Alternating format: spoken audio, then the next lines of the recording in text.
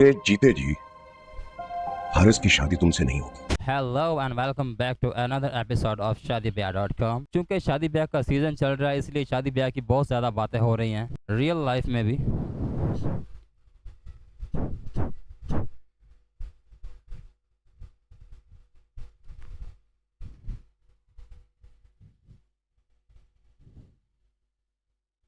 Real life में शादी ब्याह करने के लिए कुछ महीने मुकर्रर होते हैं, लेकिन हमारे ड्रामाज में ये काम 12 महीने चलता है, बहुत ज़्यादा।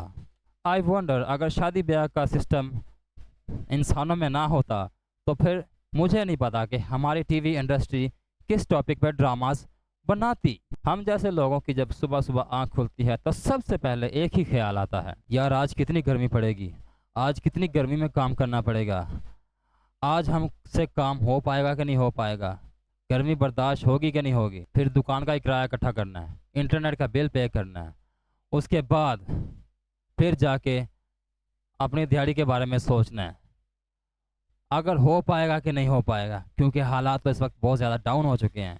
लेकिन पाकिस्तान में एक ऐसे दुनियावी मार्ज वजूद में आ चुकी है जिनको इन बातों से कोई ताल्लुक वास्ता नहीं है, और वो अपने आप में पाकिस्तान को रिप्रेजेंट करने की कोशिश करते हैं। इन ज़ॉम्बीज़ के नज़दीक इंसान की ज़िंदगी का सबसे बड़ा जो मकसद है वो शादी ब्याह है। हाय हाय हाय, ये भी सीन पाकिस्तान में है, कितना खूबसूरत है। देख रहे हो इस बावले शख्स को, इसका बीपी बिगड़ चुका है और सिर्फ इसकी वजह यह है कि इसका रिश्ता बुरी तरह से टूट चुका था।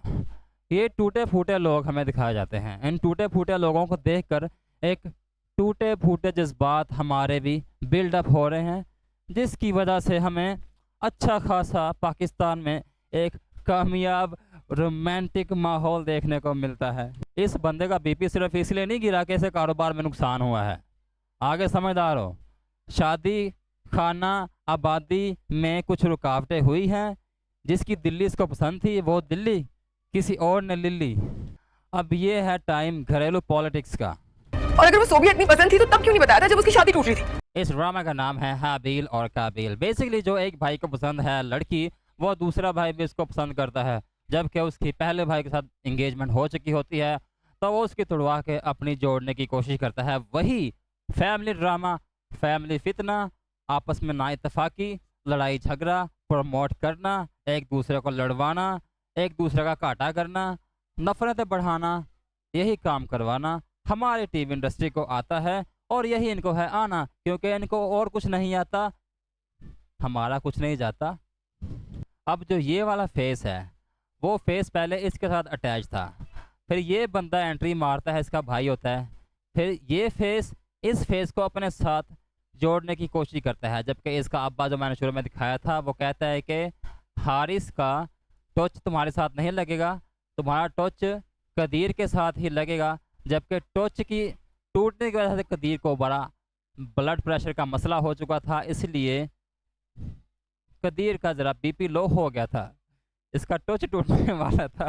हाँ वैसे बच्ची तो पूरी पठानी लगती है, कैमरामैन भी घर के अंदर ही है, सारा कुछ घर में हो रहा है, स्टोरी भी घर के अंदर है, बाहर जाने की कोई ज़रूरत नहीं है, तीसरा बंदा इन्वॉल्व ही नहीं है। तो सीधी तरह से कह सकते हैं कि ये जो है ना घरेलू पॉलिटिक्स, बैड पॉलिटिक्स है, और इसमें टच तोड़ने और टच जोड़ने की कोशिश की जा रही है। एक बंदे के साथ पहले मंगनी हो चुकी है और उसका दिल इसकी दिल्ली पे आ चुका है, जबकि दूसरे भाई को इसकी दिल्ली ज़्यादा पसंद है, तो वो चाहता है कि इसकी टच तोड़ के अपना टच लगा ले। क्या किया मैंने? मेरा सर झुकाने से पहले तुम मार के तेरा खून पी जाऊंगी मैं। That boy gave you a respect. अम्मा जी getting out of control and beating her daughter. अब इस पठानी ने जाके उसके भाई को I love you कह दिया है, इजहार कर दिया है, जबकि जिसके साथ इस लड़की की मंगनी हुई थी वो लड़का मुंह देखता रह गया, और इसी बात पे इसकी मम्मा इसको मार रही है। मम्मा डोंट डू दिस, ये लड़की ओवर 18 है, केस करवा सकती है अपनी माँ पे। पसंद से अपनी जिंदगी गुजारना कोई गुनाह है क्या? लड़की कहती है कि अपनी पसंद से अपनी ज़िंदगी गुजारना भी कोई गुनाह है क्या? And probably she is right, but ये बात उस बंदे के साथ करनी चाहिए जो नॉर्मल हो। और कदीर इस लड़की के लव में बिल्कुल उसका बीपी लो हो चुका है, और ऐसे रिश्तों का कोई फ्यूचर नहीं होता। अम्मा जी भी अपनी मर्जी चलाने की कोशिश कर रही हैं। I'll slap you now, अपनी मर्जी धौंसने की कोशिश की जा रही है। ज़माना बदल चुका है मामा। औलाद को अपनी ज़िंदगी के फ़ैसले खुद करने देने चाहिए, इसी में बेहतर है, क्योंकि ये एक दरिया है और इसका रुख नहीं बदल सकते। इसको डाइवर्स कर सकते हो किसी और तरफ, लेकिन इसकी मर्ज़ी को नहीं तोड़ सकते। अब कम से कम ड्रामों की हद तक तो इस चीज़ को बदल देना चाहिए कि माँ बाप की मर्ज़ी औलाद से हटा देनी चाहिए। जब औलाद समझदार हो जाए तो उसको उसके फ़ैसले, ज़िंदगी के फ़ैसले करने देने चाहिए। अब ये लड़की कहती है मैंने हार के साथ ही कमरे में जाना अकेले, और तुम सब बाहर खड़े होकर उसका वेट करना कि हम जब सुबह निकलेंगे बाहर तुम दही दूध लेके आना, नाश्ता लेके आना। और इसकी माँ कहते हैं नहीं, तुमने कदीर के साथ अंदर जाना है और उसी के साथ जब तुम अंदर जाओगे तो हम तुम्हारे लिए दही और नाश्ता लेके आएंगे सुबह बना के और तुम्हें एंजॉय कराएंगे।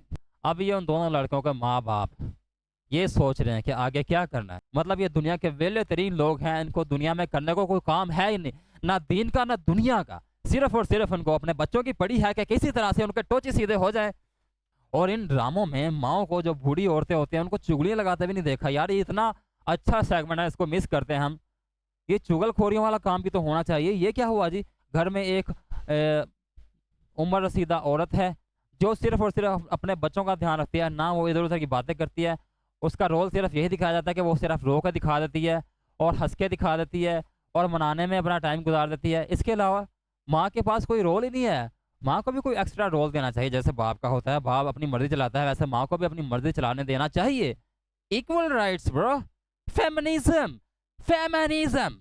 कैसी बातें कर रहे हैं? मैं वैसी ही बातें कर रहा हूँ जब हमारी शादी हुई थी, जब हमने जो बातें की थी वही रोमांटिक बातें, याद है तुम्हें? और यार कोई बंदा हमें बता दे कि ये बंदा कैसे अमीर हुआ है, इसका बिजनेस एम्पायर क्या है, ये क्या करता है, कैसे करता है, हम इससे इंस्पायर तो थोड़ा होना। एक ये आ गया वेला दिल टूटा हुआ साला, अपने आप से ही आवाज़ार हुआ फिरता है और दूसरी जो है उसको दिलासे दे रही है, ना यार ना करो ऐसा, ना करो ना करो, ये भी चाहती है उसको। यार ड्रामा में मौजूद 2-3 लड़कियों का रुख हमारे गुजरांवाला की तरफ कर दो। इधर बहुत ज़्यादा खूबसूरत लड़के हैं जो बहुत ही तमन्ना रखते हैं कि उन्हें कोई खूबसूरत लड़की मिले, अमीर लड़की मिले। यार अपना थोड़ा रुझान चेंज करो, थोड़ा बाहर निकलो इस्लामाबाद से। बहुत सारे लड़के हैं खूबसूरत, बहुत खूबसूरत लड़की हैं यार, लड़के भी बहुत ज़्यादा खूबसूरत हैं। हमारे गुजरांवाला में आओ यार, तुम्हें अच्छी कंपनी मिलेगी, धोखा नहीं मिलेगा, रिस्पेक्ट, इज्जत मिलेगी। इस चिब्बड़ से भी ज़्यादा खूबसूरत लड़के मिलेंगे। बड़ा ही अफसोस के साथ कहना पड़ रहा है कि इतने खूबसूरत चेहरे दिखाने के बाद इनके काम घटिया लोगों के जैसे होते हैं। इससे अच्छा कोई और पॉलिटिक्स दिखा दिया करो। असल में जो पॉलिटिक्स चलती है हमारे मुल्क में वो दिखा दिया करो। क्यों तुम लोग चाहते हो कि 2050 आते आते पाकिस्तान की आबादी 5 अरब तक हो जाए? मेरे मुताबिक करूँगी। हमारी टीवी इंडस्ट्री वैसे काफ़ी तरक्की कर रही है, फासले बहुत सिमट रहे हैं, अब लोग एक दूसरे के करीब आ रहे हैं। अब जपी शपी वाला सिस्टम भी चल गया है, काफ़ी आके एडवांस हो रहे हैं। बस अब ये देखना बाकी रहेगा कि अब गालों पे किस कब होगी, गालों के बाद ही होठों तक बात आएगी ना। जब लाया कित्थे थे बधाइयाँ कित्थे, धोखेबाज हसीना। वेट अ मिनट भाई, आउट गोइंग पाकिस्तानी ड्रामों में आउट गोइंग भी दिखाई जा रही है यार। हाँ, लड़का तो वैसे खूबसूरत है, बंदा तो वैसे खूबसूरत है, लेकिन इसके कपड़ों की चॉइस अच्छी नहीं है। मतलब कलर ऐसे पहनता है जैसे भिखारियों के नहीं होते। कोई यार स्ट्रॉन्ग पर्सनैलिटी वाले कलर्स होने चाहिए ना। नहीं यार, तुझे छोड़ना ही बनता था। अब ये घटियापन दिखाया जा रहा है, भाई को भाई से लड़वाया जा रहा है सिर्फ और सिर्फ एक औरत की खातिर। जबकि माँ बाप इतने अमीर हैं, उनके पास काफ़ी रिसोर्सेज हैं, वो कुछ भी कर सकते हैं, इन दोनों को कहीं भी टांके लगवा सकते हैं। लेकिन नहीं, माँ बाप भी ऐसे ही होते हैं लोलपोच से, और औलाद भी आगे से ऐसी लोलपोच दिखाई जाती है। और इन दोनों हरकतों की वजह से हमारे मुआशरे को तबाह किया जा रहा है, क्योंकि ये असल में ऑप्शंस को अवेल नहीं करते। इंसान के पास जितना ज़्यादा पैसा दौलत होती है, उसके पास उतने ही एडवांस ऑप्शंस होते हैं अपनी ज़िंदगी को बदलने के, अपनी ज़िंदगी को रुख देने के।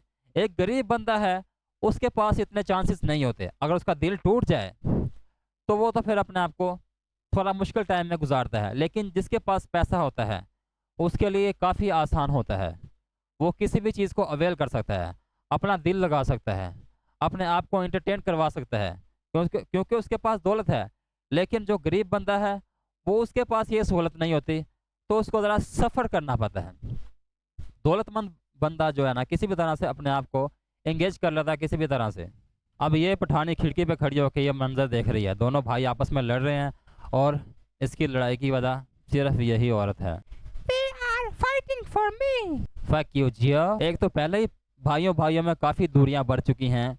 यारी दोस्ती को प्रमोट किया जाता है गानों में, फिल्मों में, हर जगह यारी दोस्ती को प्रमोट किया जाता है, जबकि जो करीबी रिश्ते हैं उनको ऐसा दिखाया जाता है जैसे एलर्जी होती है, एक दूसरे के करीब भी नहीं जाते, ना एक दूसरे के दुख सुख खोलते हैं।